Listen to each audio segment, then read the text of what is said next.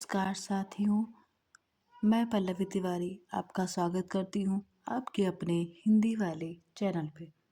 तो चलिए शुरू करते हैं आज का दैनिक जागरण संपादकीय। हम भारत के लोग और हमारे दायित्व। देश के प्रथम राष्ट्रपति डॉक्टर राजेंद्र प्रसाद ने 16 मई 1952 को पहली लोकसभा को संबोधित करते हुए संसद सदस्यों को उनके लोकतांत्रिक दायित्वों की गंभीरता का स्मरण कराया था।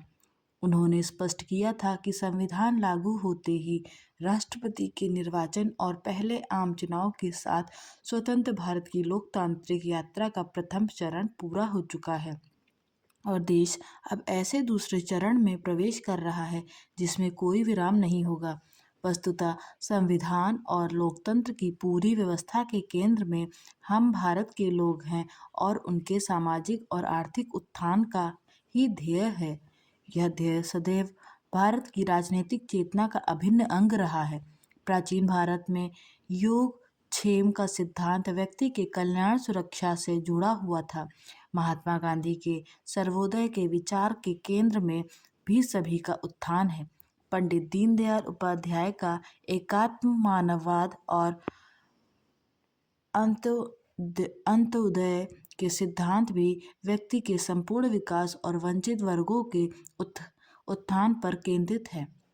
विकास के केंद्र में नागरिकों को रखने की यह परंपरा वर्तमान में प्रधानमंत्री नरेंद्र मोदी की नीति का सबका साथ सबका विकास में भी निहित है। वर्ष 2014 से प्रधानमंत्री मोदी के नेतृत्व में जनता केंद्रित शासन व्यवस्था का यह सोच सरकार की नीतियों और कार्यों में स्पष्ट दिखता है। इससे संवैधानिक उद्देश्यों की पूर्ति की गति और शक्ति मिली है।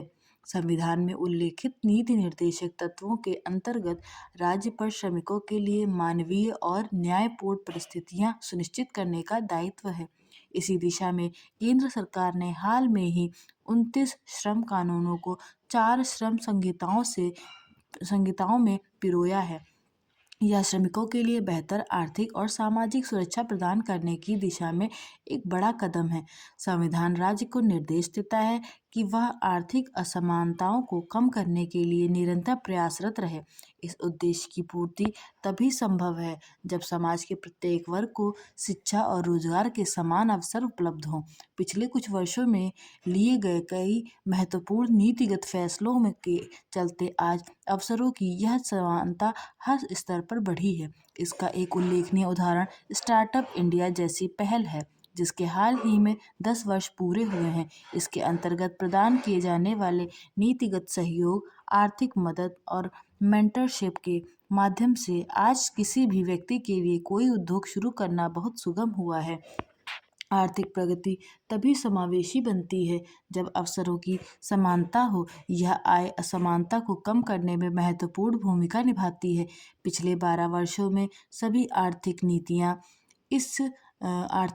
इसी विचार से प्रेरित रही हैं। इसी का परिणाम है कि आज भारत की आर्थिक प्रगति का लाभ प्रत्येक नागरिक तक समान रूप से पहुंच रहा है। विश्व बैंक के spring 2025 poverty and equity brief के अनुसार भारत ने पिछले दशक में 17.1 करोड़ लोगों को अत्यधिक गरीबी की रेखा से बाहर निकाला है। सामाजिक रूप से पिछड़े व्यक्तियों के साथ साथ आर्थिक रूप से कमजोर लोगों को भी आरक्षण का लाभ दिया गया है। केंद्र सरकार ने समावेशी विकास के साथ साथ लोगों के लिए गरिमापूर्ण जीवन और सामाजिक न्याय सुनिश्चित करने पर भी निरंतर ध्यान केंद्रित किया है।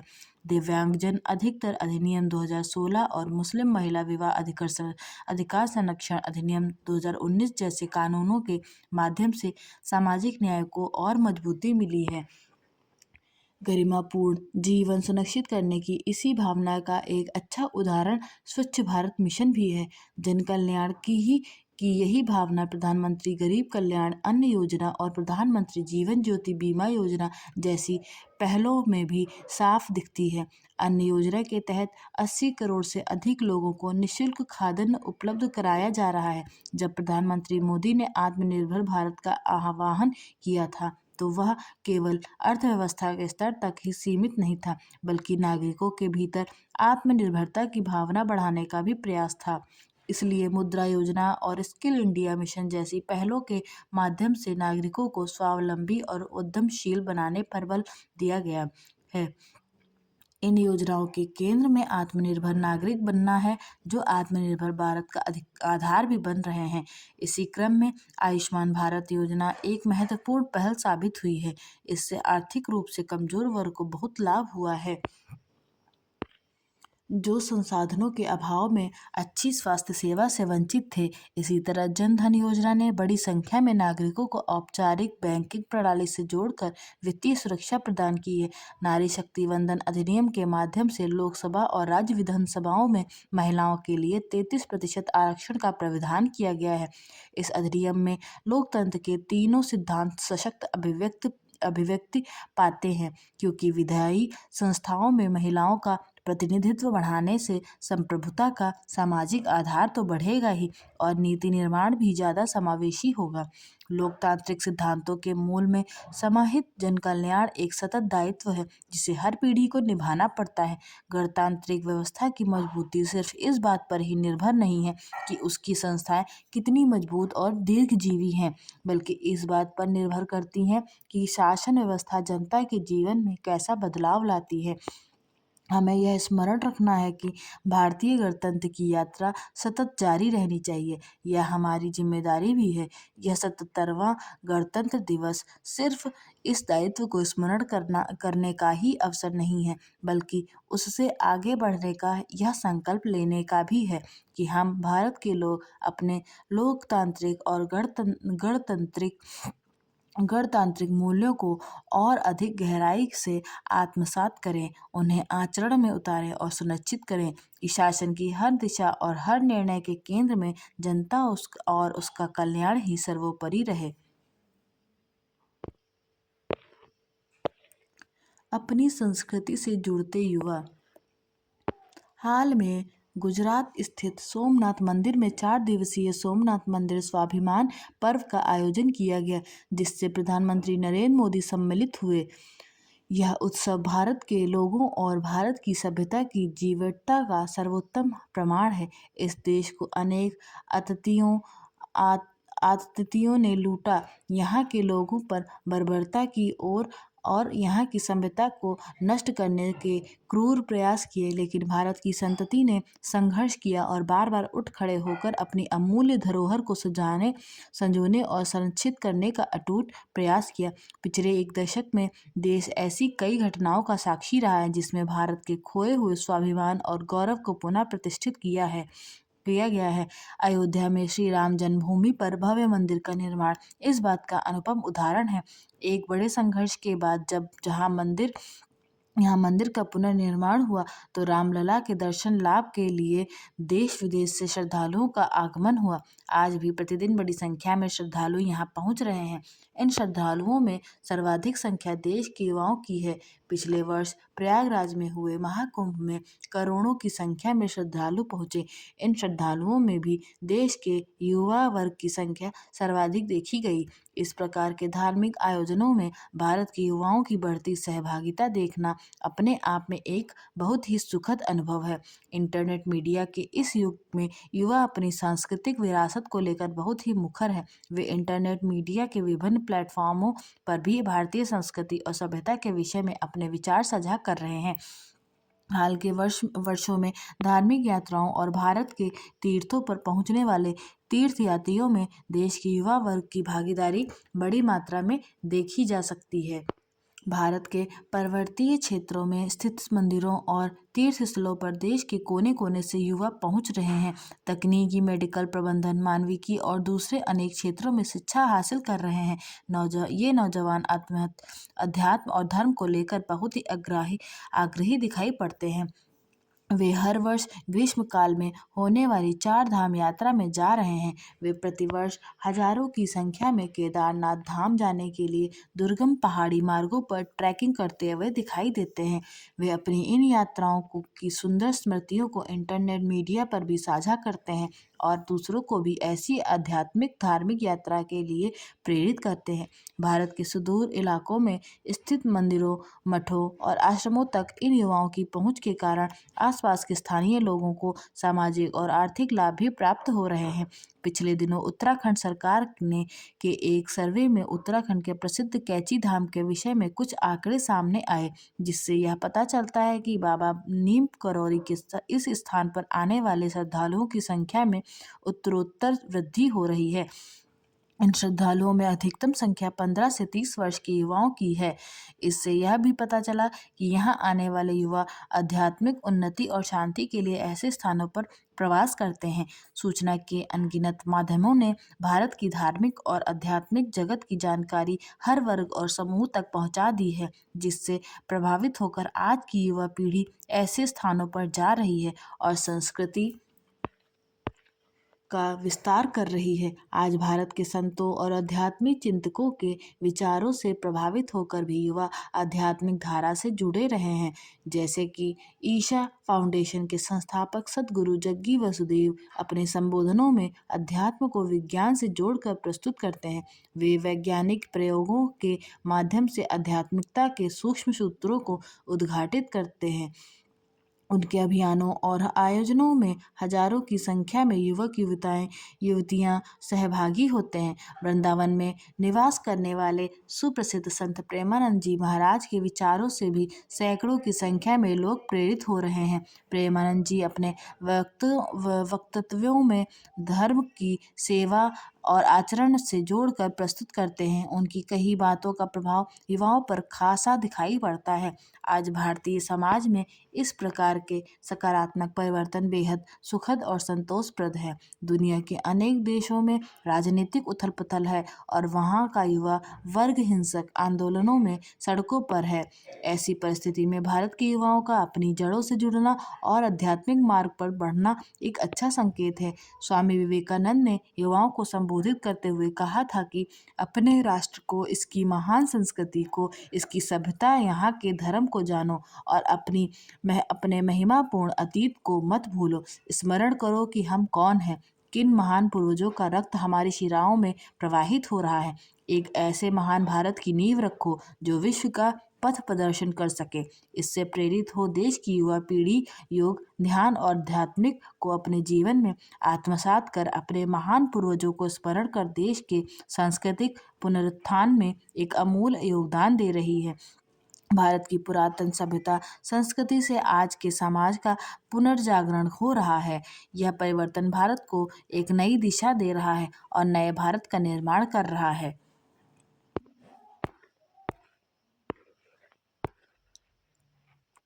ऊर्जा, आध्यात्मिक नवयात्रा। समय के बदलते प्रवाह में मनुष्य ने अनेक उपलब्धियां अर्जित की हैं, परंतु इसी गति में कहीं न कहीं जीवन मूल्य, विश्वास और आस्था की जड़ें कमजोर भी पड़ी हैं। आज आवश्यकता इस बात की है कि हम जागें, केवल ब्रह्म रूप से नहीं बल्कि भीतर से।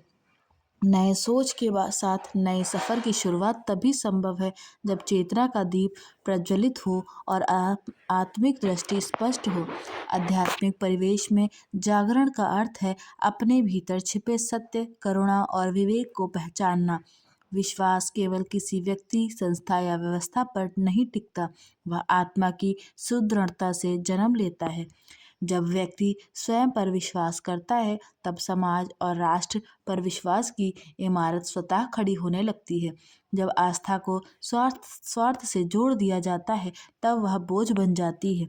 इसलिए नए सोच का पहला कदम है आस्थाओं का शोधन, उन्हें मानवीय मूल्यों, अहिंसा, सह अस्तित्व और करुणा से जोड़ना। आध्यात्मिकता का सार यही है कि यह वह मनुष्य को मनुष्य के निकट लाए जहाँ परिवर्तन है, परंतु परंपरा का तिरस्कार नहीं। जीवन मूल्यों की सुरक्षा तभी संभव है जब सत्य, संयम, सहिष्णुता और सेवा जैसे तत्व हमारे आचरण में उतरे। ये मूल्य किसी कानून से नहीं, आत्मानुशासन से सुरक्षित रहते हैं। हम पुनः भीतर की यात्रा प्रारंभ करें। यह आत्मशुद्धि, आत्मनिर्माण की ही है।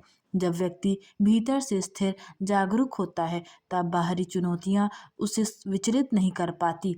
आध्यात्मिक चेतना ही टूटती आस्था को जोड़ सकती है और बिखरी आस्था को नया आकार दे सकती है। नए सोच के साथ नया सफर एक नारा ही नहीं अपितु संकल्प है। ऐसा संकल्प जो व्यक्ति को श्रेष्ठ मनुष्य, समाज को सशक्त और राष्ट्र को संस्कारित बना सके। यही आध्यात्मिक नवयात्रा का सार है।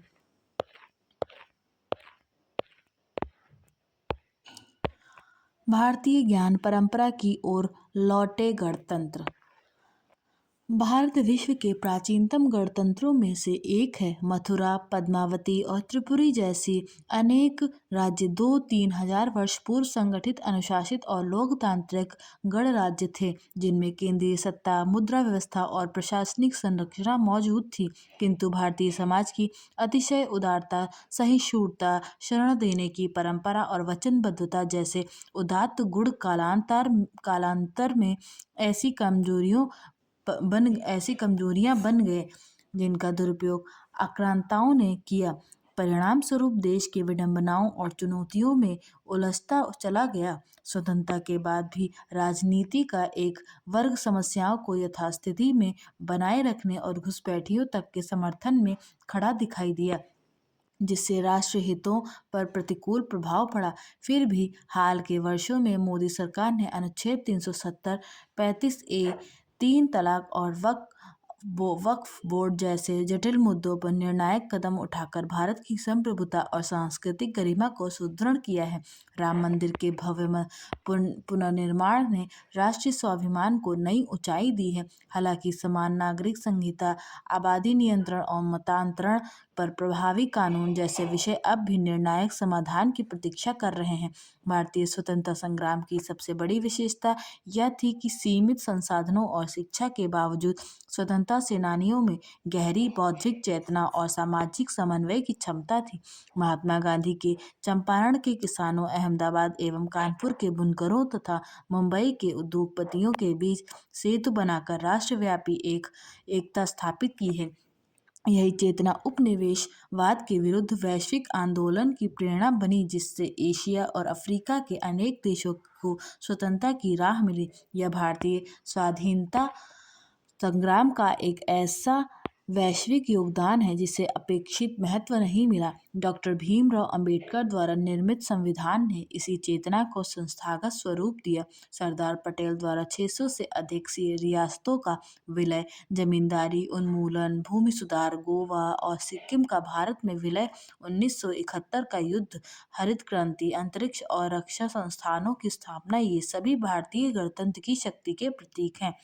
हालांकि 1980 के बाद राजनीति में मूल्यों का क्षरण, जातीय और क्षेत्रीय अस्मिताओं का उभार, धन बल, बाहुबल का प्रवेश और आर्थिक उदारीकरण की अंधी दौड़ ने राष्ट्रीय चरित्र को कमजोर किया। बहुराष्ट्रीय कंपनियों के प्रभाव से उपभोग की संस्कृति हावी हुई। आज आवश्यकता है कि भारत अपनी प्राचीन ज्ञान परंपरा, सांस्कृतिक चेतना और नैतिक मूल्यों की ओर लौटे। यही मार्ग देश को आत्मनिर्भर, सशक्त और विश्व गुरु बनने की दिशा में आगे बढ़ा सकता है। भारतीय गणतंत्र की वास्तविक गरिमा इसी पुनर्जागरण में निहित है। सुरक्षा के उपाय आवश्यक। अनियोजित और असुरक्षित शहरी विकास शीर्षक से लिखे आलेख के माध्यम से संजय गुप्ता ने देश की बेहद गंभीर समस्या की ओर ध्यान आकर्षित किया है, क्योंकि विकास के सारे दावे बेमानी हो जाते हैं जब अनियोजित और असुरक्षित विकास की कीमत युवराज मेहता जैसे नागरिक को अपनी जान देकर चुकानी पड़ती है। देश की राष्ट्रीय राजधानी से सटा होने के कारण नोएडा और ग्रेटर नोएडा ने बेहद तीव्र गति से विकास किया। इस अति तीव्र गति के विकास में अधिकारियों और बिल्डरों के गठजोड़ ने नियम कानूनों को ताक पर रखकर नोएडा को असुरक्षित तरीके से विकसित होने दिया। इसी असुरक्षित और अनियोजित विकास ने युवराज मेहता को असमय मौत के मुंह में पहुंचा दिया। इस मार्मिक घटना की सबसे दुखद बात यह रही कि तमाम सरकारी मशीनरी मौत के उस विशाल गड्ढे के निकट खड़ी उस युवा को काल के गाल में समाती देखती रही। नोएडा की इस घटना से सबक लेकर जिन अन्य नगरों में सुरक्षा के आवश्यक उपाय अवश्य किए जाएं। गणतंत्र की जननी। आज दुनिया के अधिकांश देश अपने नाम के साथ गणतंत्र लगाने में गौरवान्वित महसूस करते हैं। हमारे देश में गणतंत्र दिवस एक राष्ट्रीय पर्व है। पूरी दुनिया को गणतंत्र का पाठ सीखने वाला बिहार का वैशाली वैशाली उपेक्षा का दंश झेल रहा है। आज वैश्विक स्तर पर जिस लोकशाही को अपनाया जा रहा है, वह यहाँ के लिच्छवी शासकों की ही देन है। ईसा पूर्व छठी सदी के उत्तरी और मध्य भारत में विकसित हुए 16 महाजनपदों में वैशाली का स्थान अति महत्वपूर्ण था। नेपाल की तराई से लेकर गंगा के बीच फैली इस पावन भूमि पर वज्जियों तथा लिच्छवियों के संघ द्वारा गणतांत्रिक शासन व्यवस्था की शुरुआत की गई थी। लगभग छठी शताब्दी ईसा पूर्व में यहाँ का शासक जनता के प्रतिनिधियों द्वारा चुना जाता था। उन दिनों किसी ने गणराज्य की कोरी कल्पना भी नहीं की थी, लेकिन उसका वैशाली में सफल प्रयोग किया गया। वैशाली में आम चुनाव से विधिवत निर्वाचित प्रतिनिधियों की राज्यसभा राज्य की देखभाल करती थी। राज्य का एक अपना संविधान था। राज्य की सारी शक्तियां एक व्यक्ति के हाथों में निहित नहीं होती थी। जनपद का हर नागरिक अपने कर्तव्यों के प्रति जागरूक एवं अपने राज्य को बचाने के लिए जी जान से लगा रहता था। वैशाली बुद्ध और महावीर की भूमि रही है। वैशाली जैन धर्म के संस्थापक महावीर की जन्म स्थली रहा है, तो दूसरी ओर बौद्ध धर्म के संस्थापक गौतम बुद्ध भी अपने धर्म के प्रचार हेतु वैशाली अक्सर आया करते थे। सरकार को वैशाली के समुचित विकास की योजनाएं पर अमल करना चाहिए ताकि वैशाली विश्व पटल के मानचित्र पर आ सके। वैश्विक व्यापार पर संकट। ग्रीनलैंड पर कब्जा करने को लेकर अमेरिकी राष्ट्रपति डोनाल्ड ट्रंप की धमकियों से तंग आकर यूरोपीय देशों ने अमेरिका के साथ किया गया व्यापार समझौता स्थगित करने का फैसला लिया है। यूरोप और अमेरिका, जो दुनिया की दो बड़ी आर्थिक शक्तियां हैं, उनके बीच की खाई लगातार बढ़ती जा रही है। डेनमार्क का हिस्सा रहे ग्रीनलैंड पर कब्जे को लेकर अमेरिका की आक्रामक नीति का विरोध होने के बाद ट्रंप ने यह आश्वासन दिया है कि वे आगे कोई सैन्य कदम नहीं उठाएंगे। पिछले जुलाई में स्कॉटलैंड के टर्नबेरी गोल्फ कोर्स में हुआ यह समझौता यदि स्थगित ही रहता है तो दोनों पक्षों के बीच लगभग 160 अरब यूरो का व्यापार प्रभावित होने की आशंका है। आर्थिक मंदी की आशंका पहले ही शेयर बाजार में आई गिरावट से दिखाई देने लगी थी। इसी कारण ट्रंप ने अपने रुख में कुछ नरमी दिखाते हुए एक नए फ्रेमवर्क डील का प्रस्ताव रखा है, लेकिन फिलहाल यह समझौता अधर में ही लटका हुआ है, इसलिए आने वाला समय असमंजस से भरा रहने वाला है। विकसित गणतंत्र। गणतंत्र दिवस की पूर्व संध्या पर राष्ट्रपति द्रौपदी मुर्मू ने अनेक स्वतंत्र सेनानियों का स्मरण करते हुए जिस तरह यह कहा कि सभी भारतवासी जीवंत गणतंत्र को शक्तिशाली बना रहे हैं, उसका सीधा संदेश यही है कि देश की प्रगति में हर किसी का योगदान होता है। यह उनके संबोधन से तब स्पष्ट भी हुआ जब उन्होंने सेनाओं के साथ अर्धसैनिक बलों एवं पुलिस के जवानों से लेकर स्वास्थ्य कर्मियों, शिक्षकों, वैज्ञानिकों, इंजीनियरों समेत किसानों, सफाई मित्रों आदि का उल्लेख किया।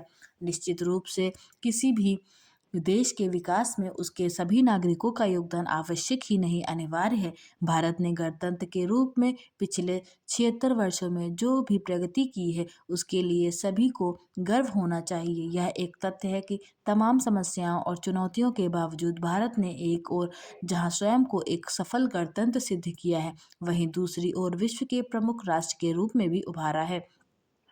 आज अंतर्राष्ट्रीय समुदाय में भारत की स्थिति कहीं अधिक सुदृढ़ है। इसी सुदृढ़ता के कारण 2047 तक देश को विकसित राष्ट्र बनाने का स्वप्न देखा जा रहा है।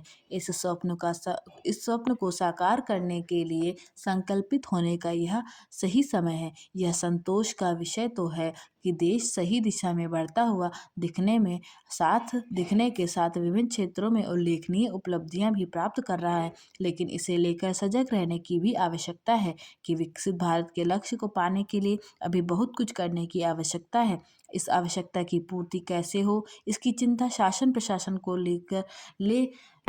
को प्रशासन के लोगों को साथ आम जनता को भी करनी होगी। यह स्वाभाविक है कि शासन एवं प्रशासन की ओर से देश को आगे ले जाने के लिए विभिन्न क्षेत्रों में जो कदम उठाए जा रहे हैं, उनका राष्ट्रपति ने अपने संबोधन में विस्तार से उल्लेख किया, लेकिन इसके बाद भी यह नहीं कहा जा सकता कि देश एकजुट होकर उस लक्ष्य को पाने के लिए संकल्प के साथ आगे बढ़ रहा है, जिसकी चर्चा प्रधानमंत्री की ओर से बार बार की जा रही है। यदि देश को वास्तव में 2047 तक विकसित राष्ट्र बनाना है तो सरकारी कामकाज के तौर तरीकों में मूलभूत परिवर्तन लाना आवश्यक है। यह ठीक नहीं कि जिन समस्याओं से हमें अब तक मुक्ति पा लेनी चाहिए वे पीछा नहीं छोड़ रही हैं। यह आभास गहराई से किया जाना चाहिए कि नौकरशाही का भ्रष्टाचार, वायु एवं जल प्रदूषण में वृद्धि, शिक्षा की गुणवत्ता को लेकर उठते प्रश्न और शहरी ढांचे में अपेक्षित सुधार के अभाव आदि हमारी प्रगति को बाधित कर रखा है। यह समझा जाना चाहिए कि इन बाधाओं को दूर करके ही विकसित देश के सपने को साकार किया जा सकता है। ड्रग्स माफिया पर नकेल। बिहार में विशेष रूप से किशोर और युवाओं को नशीले पदार्थों की लत लगाने वाली कई गिरोह सक्रिय हैं, जो न केवल शहर बल्कि सुदूर गांव कस्बों तक फैल चुके हैं। इन्हें नियंत्रित करने की एक बड़ी चुनौती है। स्कूल कॉलेज में पढ़ने वाले विद्यार्थियों तक को ये नशे की लत लगाने से नहीं चूक रहे। बिहार एसटीएफ ने गया, मोतिहारी और बेतिया में छापेमारी कर ऐसे 6 ड्रग्स तस्करों को गिरफ्तार किया है, जो प्रतिबंधित नशीले पदार्थों को बाजार में खपाने की तैयारी में थे। उनके पास से बड़ी मात्रा में गांजा ही नहीं, हेरोइन तक की बरामदगी हुई है। यह इस बात का प्रमाण है कि ऐसे पदार्थों की तस्करी धड़ल्ले से की जा रही है। हालांकि एसटीएफ की सक्रियता के कारण ये अपने उद्देश्य में सफल नहीं हो सके। इन तस्करों पर नकेल के लिए और कड़े कदम उठाने होंगे। इसे प्राथमिकता में रखते हुए पूरे राज्य में निरंतर अभियान चलाने की जरूरत है, क्योंकि इन गिरोहों का जाल बहुत दूर तक फैल चुका है। आए दिन कभी ड्रग्स तो कभी प्रतिबंधित सुई आदि की बरामदगी इसे प्रमाणित करते हैं। कुछ पकड़े जाते हैं, पर बहुत सारा पदार्थ बाजार में भी पहुंच जा रहा है। इसकी बिक्री करने वालों को चिन्हित कर कठोर कार्रवाई की जरूरत है, ताकि वे पुनः ऐसा करने का दुस्साहस नहीं कर सकें। नशे के इस जाल में युवा पीढ़ी को फांसने का कुत्सित प्रयास किया जा रहा है, जिसके पीछे बड़ी साजिश से इनकार नहीं किया जा सकता। आशा करती हूँ कि आपको यह वीडियो पसंद आई होगी। ऐसी वीडियोस देखने व सुनने के लिए हमारे चैनल को लाइक, शेयर एंड सब्सक्राइब जरूर करें। आप सभी को मेरी तरफ से हैप्पी रिपब्लिक डे। धन्यवाद।